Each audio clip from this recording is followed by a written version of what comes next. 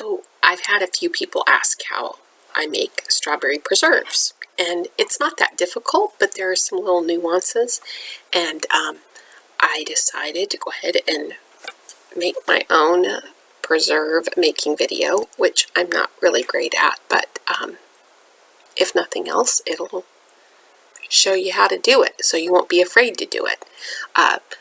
Last week, I found strawberries at H-E-B. They were $1.99 for a carton. This week, they were 97 cents a carton at Kroger. I don't know what happened. Maybe they're getting ready for Mother's Day and they came in early, but they were pretty yummy, and they made great preserves, and I'll show you the finished product when we get done, because I hear somebody in my kitchen right now making toast for some jelly and toast. The turd look like it's arrogant or stupid. Arrogant or stupid. So when you get your strawberries hulled, you kind of need to go through them and find the bad spots on them. And then I like to just make long wedge strips for the strawberry preserves like this. They're still going to be crushed, but this is how far I cut them before I crush them.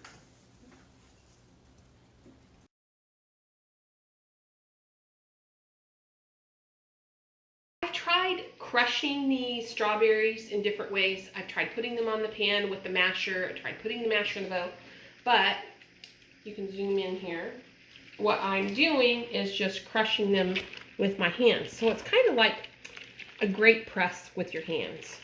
I don't walk in it. I just use my hands in this big bowl. And I do this after I slice them. I found 2 runaway strawberries, so I had to come back and work on them. But look, basically what you want is, you want some chunks of strawberry, but I've made a pulp out of it with my hands. Now this little piece, I don't like them that big. You just get in here and feel around, but you want it kind of juicy. And then I'm going to put 4 cups of sugar in this and let it sit. I'm going to put the 4 cups of sugar in and let it sit there for about 30 minutes. Okay, so I decided today to make some strawberry preserves. And I bought the strawberries on Friday. This is Sunday. And they were still a little bit green, so I just left them in the bags at room temperature to give them a couple of days to ripen, and they look great. So when you're buying your strawberries, you need to figure out what time you're really going to get to cooking them. And if you want to cook them right away, then try to get, the ones that are as ripe as possible. But sometimes you just can't do that. Sometimes you go to the grocery store and they're all partially green. These turned out beautiful. My whole kitchen smells like strawberries. So now in my pot, I took the 12 cups of mashed strawberries, which is about 8 of the pints, 8 of the pint containers, the little cartons that you buy at the grocery store. I hulled them all, and I did that with a vegetable peeler because it really gets the pit out really well. If you just slice that top off, what happens is you lose some of the good part of the strawberry, but you don't get that center core of the strawberry out, which is really hard, and it doesn't mash well in your preserves. So if you'll hull the strawberry, which is taking that core out with just a little green hair, then you've got yourself a good strawberry. So as you saw, we mashed it. I put in 4 cups of sugar, and now we're putting in 4 more cups of sugar and pectin. So you can buy the Sure Gel pectin in the packets, but I used so much at one time that I like to use the ball pectin, and I use 2/3 of a cup for this many strawberries. So here you've got your 8 pint containers of strawberries, your 8 cups of sugar, and 2/3 cups of the ball classic pectin. If you're using Kerr or some other brand or the Sure Gel, if you're using the Sure Gel, I believe it's just 2 envelope packets of it. Anyway, so now I'm going to finish putting the rest of the sugar in, and I turned my heat on to medium high. And I'm going to show you the pan that I'm using, because you do not want to use a small pan. When you're cooking these preserves, it's going to really start to boil up, and there is nothing worse or more dangerous than boiling over hot jam that's sticky. It will burn you really badly. So make sure you're using a great big pan. I'm going to show you what I'm using, but you know, if you don't have a giant pan, you might want to split your recipe or just make half in a regular small kitchen saucepan. This pan's about 4 inches deep and at least probably 12 to 14 inches wide. I've got the heat on medium high. Right in here, right now I've got my 2/3 cups of pectin, 8 cups of sugar, and the 12 cups of mashed strawberries, or the 8 pints of strawberries. This recipe I use, well, what I've been doing is using a half a cup of lemon juice, and I'm out of lemon juice after I put in this 1/4 of a cup. And so I'm also going to add 1/8 of a teaspoon of lemon essential oil. And then I learned a little trick from some old cookbooks to put a tablespoon of butter in the mix. It'll cut down on this foam. So while I've got that cooking, I've also got my pan of water getting ready. And this is just a regular boiling pot type pan. My mom's old Revere cookware from when she got married 55 years ago. But you're going to get that water started boiling for your jars. We're going to heat the jars up a little bit, although it's really not necessary. But I'm going to go ahead and put the 1 tablespoon of butter in the preserves. And just that little bit of butter fat cuts down a lot on the foam production. All right, so our preserves are boiling. They're not a vigorous boil yet. It's just kind of a little hum, a little roll. You can see the pan there, just kind of bubbling a little bit, but you'll know you're at the right boiling point where it's boiling so bad that you can't stop it with a stir. And I'm going to take this little tiny Pyrex dish. You can use any dish that's a tempered glass, or so like you want a piece of tempered glass that's a piece of Pyrex, or even one of your little jars that you're going to be using to can it. You can use one of those, but you want to put it in the freezer. And then that's going to be your little testing petri dish for seeing if your preserves are ready or not. All right, it's taken me about 5 minutes after turning the heat on to get to this stage. And with as much foam as we're producing, I think I need a little more butter. So I'm going to put just a little more in, because we are producing a lot of foam here.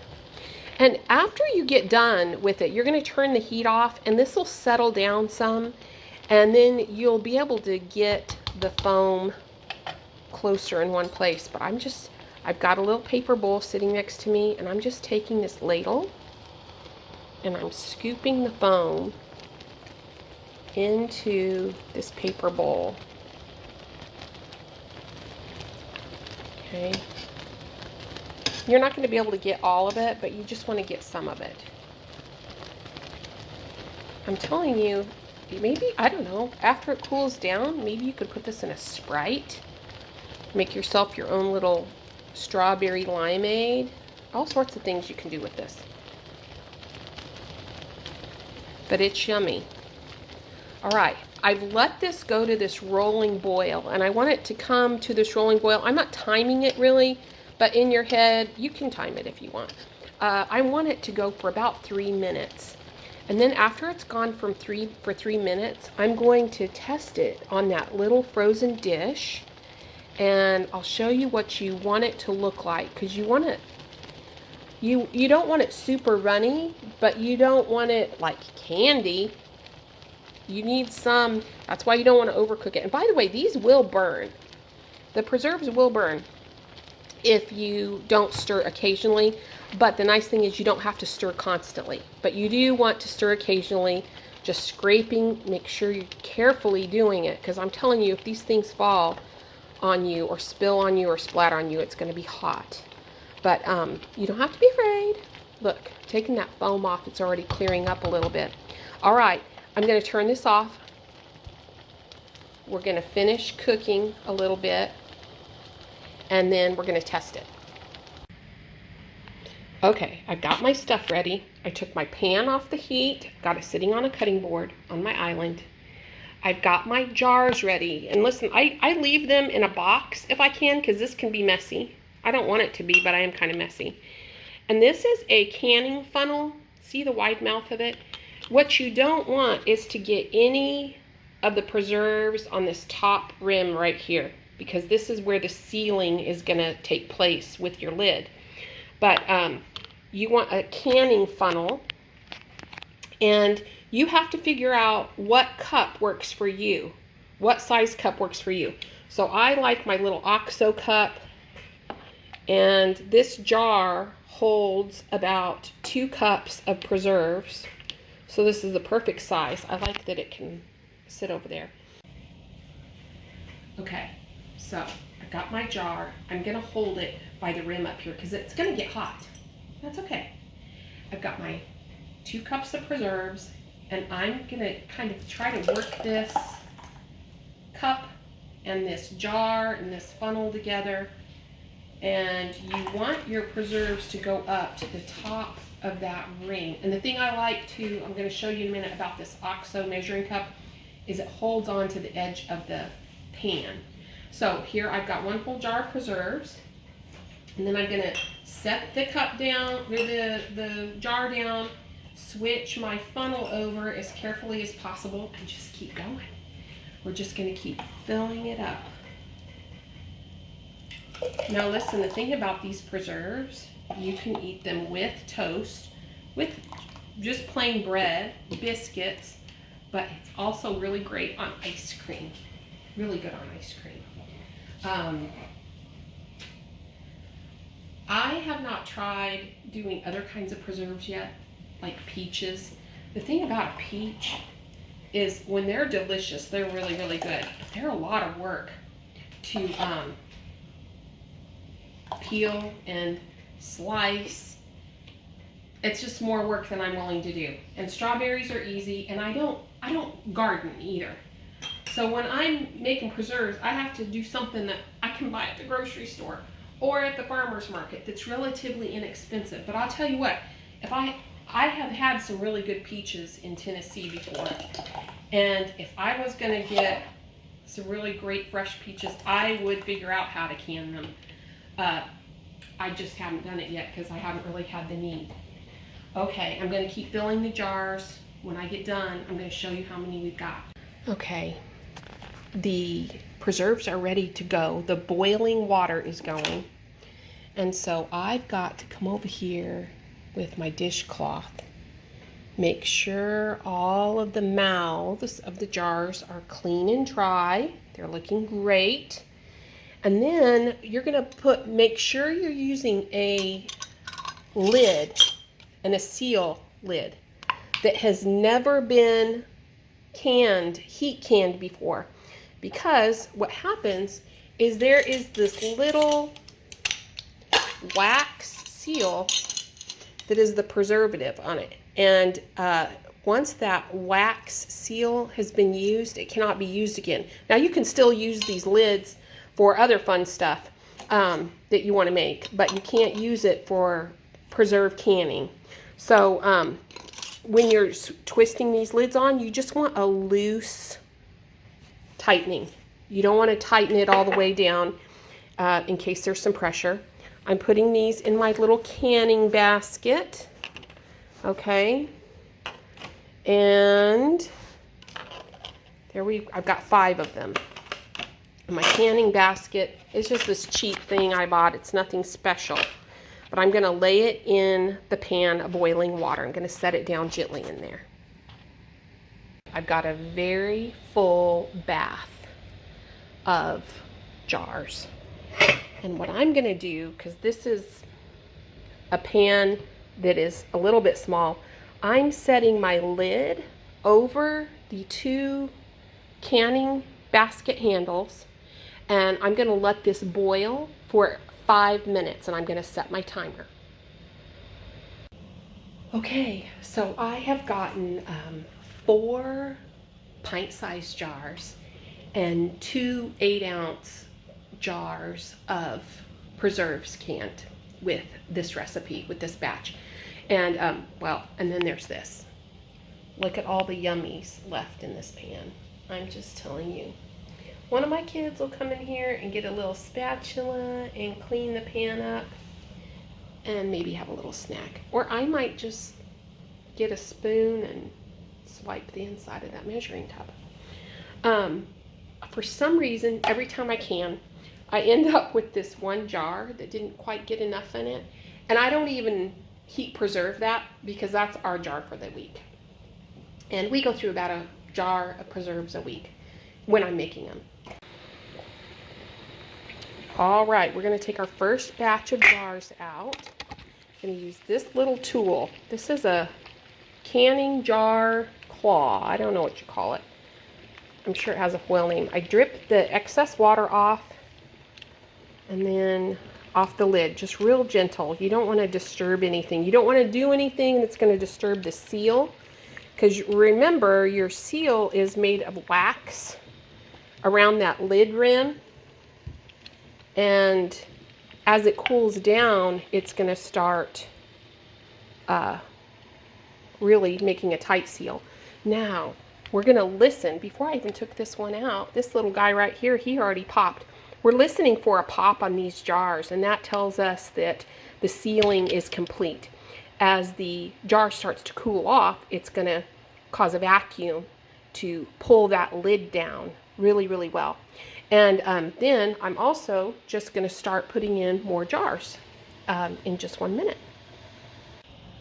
So, a little bit about these jars. They're kind of expensive, and you can't just use your old pickle jar to your old elastic pickle jar you buy at the grocery store, because you need tempered glass, and so you need to get some canning jars, and they're kind of expensive. You buy a case of 12 for $10. Sometimes you can get them on sale for $7.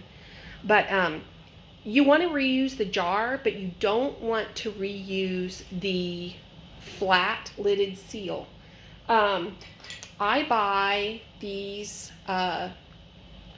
regular mouth lids. Let's see. They're just a little flat, the little flat component of the lid.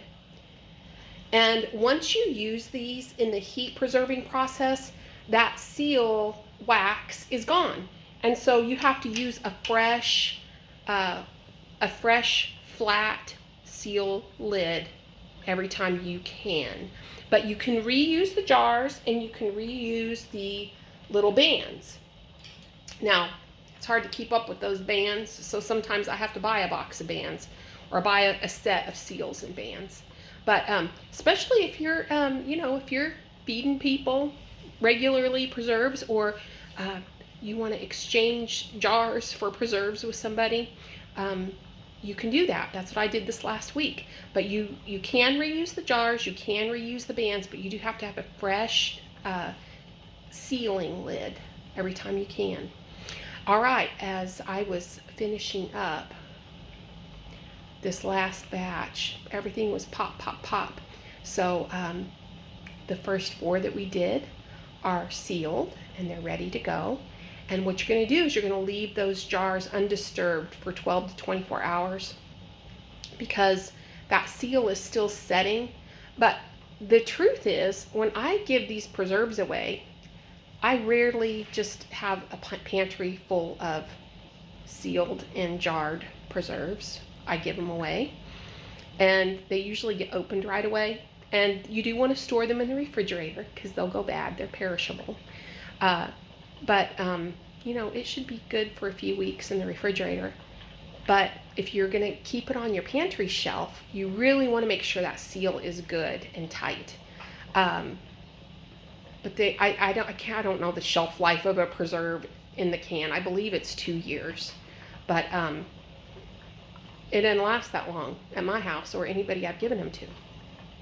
So just make sure that you leave that seal undisturbed if you're gonna store it. You want to make sure, especially if you're gonna store it on your own shelf.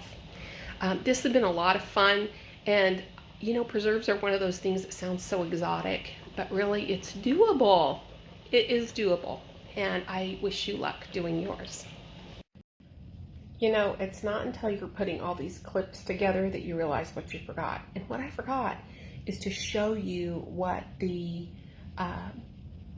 dish that I had put in the freezer looked like with the jam on it. You leave it in the freezer for 1 minute, and then you take it out, and what you want is to check for consistency. So I'm going to show you, because it's basically the same in this pan. But what happened was, when I took it out, the jam stayed on my finger just like it is right now. And that's what you want. If it's running off too much, then it's not completely done. And this is also a good time to taste it and see if you have enough lemon juice. And this one was perfect. It was right on. I was a little worried about that essential oil. Remember, I added 1/8 teaspoon of essential oil because I only had half of the lemon juice that I needed. But it turned out really yummy, and good luck to you. I'm going to post a PDF with the recipe in the comments section. All right, take care.